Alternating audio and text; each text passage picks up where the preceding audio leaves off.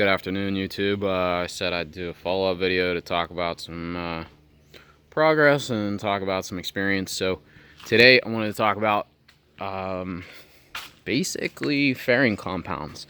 So whenever I was doing information on the internet about bedding compounds, which is what I needed, i.e. peanut butter, to bed these pieces of wood as well as these knees, common theme is epoxy resin with Cabasil or fume silica. Fume silica and Cabasil are apparently the same thing. Whenever I did the bedding on the transom, that the gaps you got to fill around here, as well as doing the filleting or filleting. Filleting is basically just creating a ramp so the fiberglass easily goes up and over. Whenever you do this compound, right? This bedding compound, epoxy, polyester resin, either or, and then you can also use the Cabasil, fume silica, same thing. You can use wood flour, or just basically if you have a circular saw and you have a bunch of sawdust. So I had a bunch of the stuff left over, and I also read that you could use it as a fairing compound. So I mixed up a bunch of Cabasil, fume silica, and epoxy to bed the transom, as well as to fill the gaps after I installed the transom. I had a bunch of stuff left over, so I started slapping it all over holes that I had on the boat. Well, I come to find out that I don't know shit about boats or working on boats, because fume silica is the hardest stuff I've ever come across in my entire life. Fume silica, right? I should have put two and two together, that silica, sand, earth, rock, is gonna be hard, but I didn't. So whenever I went to sand it down and to make it all nice and smooth, I quickly realized that even with 60 grit sandpaper, that shit was hard. And furthermore, the material that was around it was soft. So if you're using like a palm sander or something with a foam pad, it doesn't do anything. So I started going at this thing with an angle grinder and a flap disc, and I don't know if you can see that, but it left a bunch of gouges, which is why I have this Bondo all over the boat, because I went at it with flap disc, and then the flat areas that I could get to, I used a belt sander, because honestly, it was that freaking hard. So, word of advice: polyester resin or epoxy, doesn't matter. Micro balloons is the only way to go. Talc, or maybe even wood, but talc ultimately is Bondo. So polyester resin and talcum powder, like baby powder, is Bondo. And I thought I pulled one out, but I didn't. So Bondo Gold is basically your finer material, which is this stuff. It comes out kind of pinkish, yellow, kind of pinkish. That stuff is what you need. It has the talc powder in it, and it basically sands real nice. If for some reason you notice that your sandpaper is getting all gummed up, like if you're using 220 right off the bat and it's getting all gummy, then just kind of step it down to a coarser grit until it really starts to eat through, and then go back up to do your finish sanding. But just to knock down the high stuff, use maybe 8. So that is that. Don't be a screw up and use fume silica for fairing compound, because it doesn't work worth a shit.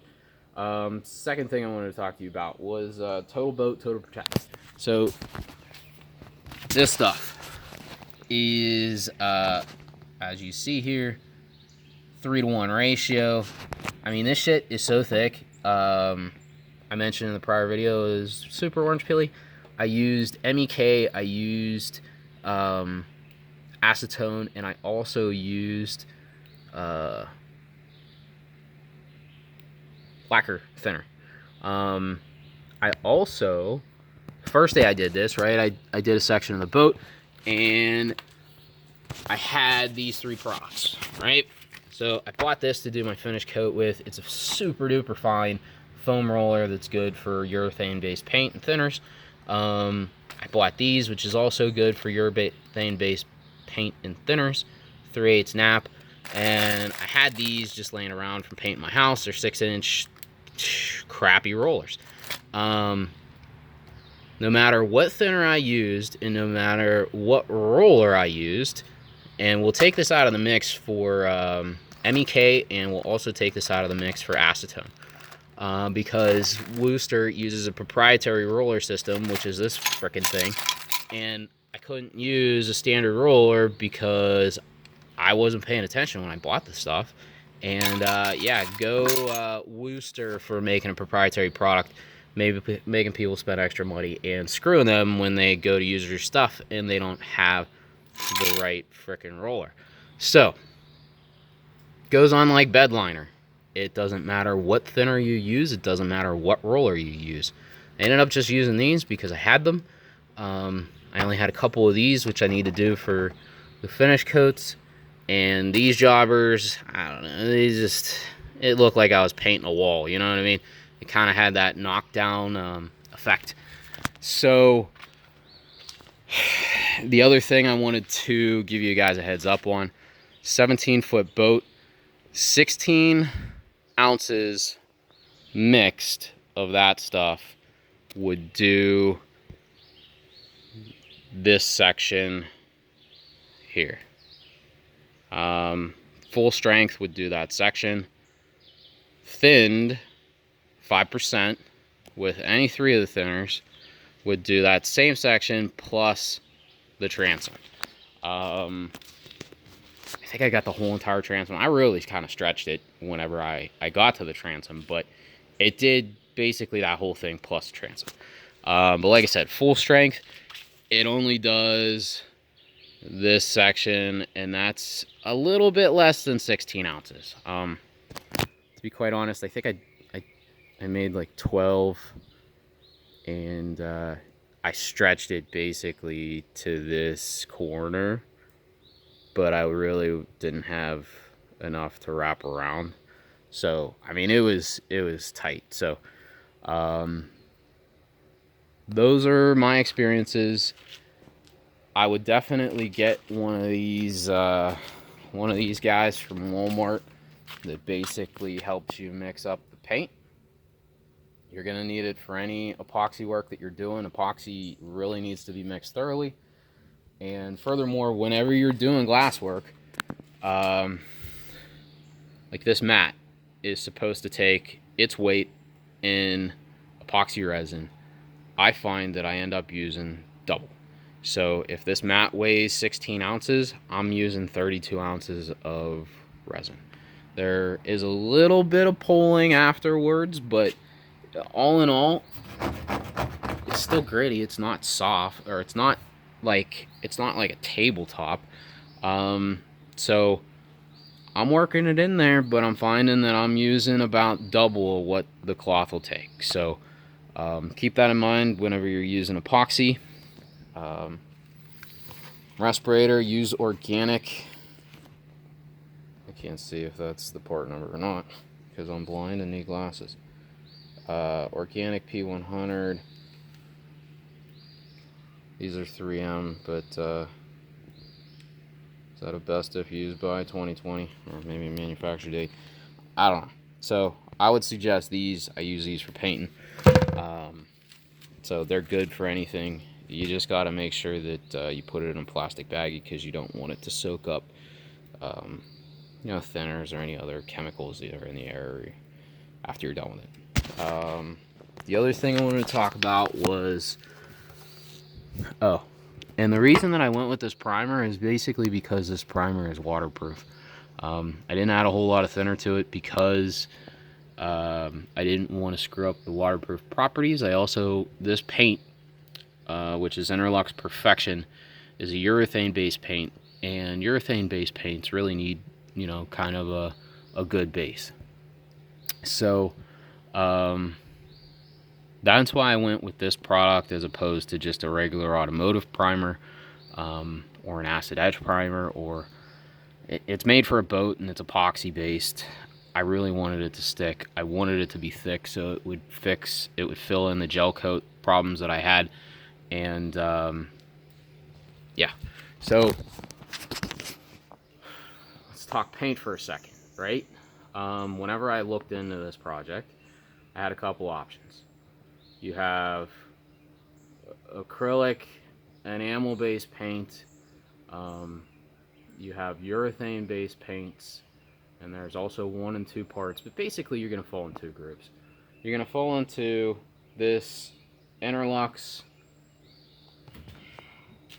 did I forget the name of it? Interlux Perfection, or you're going to fall into the realm of like a single stage farm and equipment based paint, which it is a 2-parter, but at the same time, so it has hardener in it, but at the same time, I really wanted to go with this product because there's a couple different videos of people using it, thinning it out pretty well at 10%, and it laying down real nice with a roller. My compressor is not going to keep up with an entire boat. I can paint a hood, I can also paint a bumper, but you know, I'm not going to be able to paint a whole entire boat, and I didn't want to add $500 to my project. So with that being said, I'm using a roller, and that's why I picked Interlux Perfection, because you can get some, or from what I've seen, other people have gotten some really good results with a roller and 10% thinner. You do need to buy their proprietary thinner.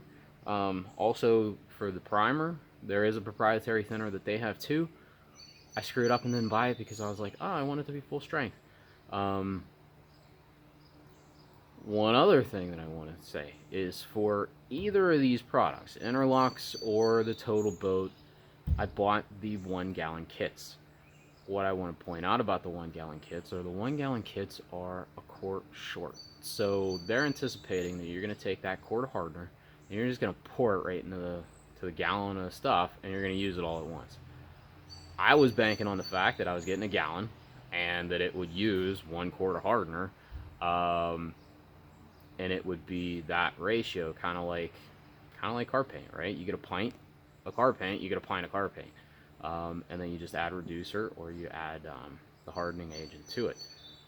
So keep that in mind, because I came up short.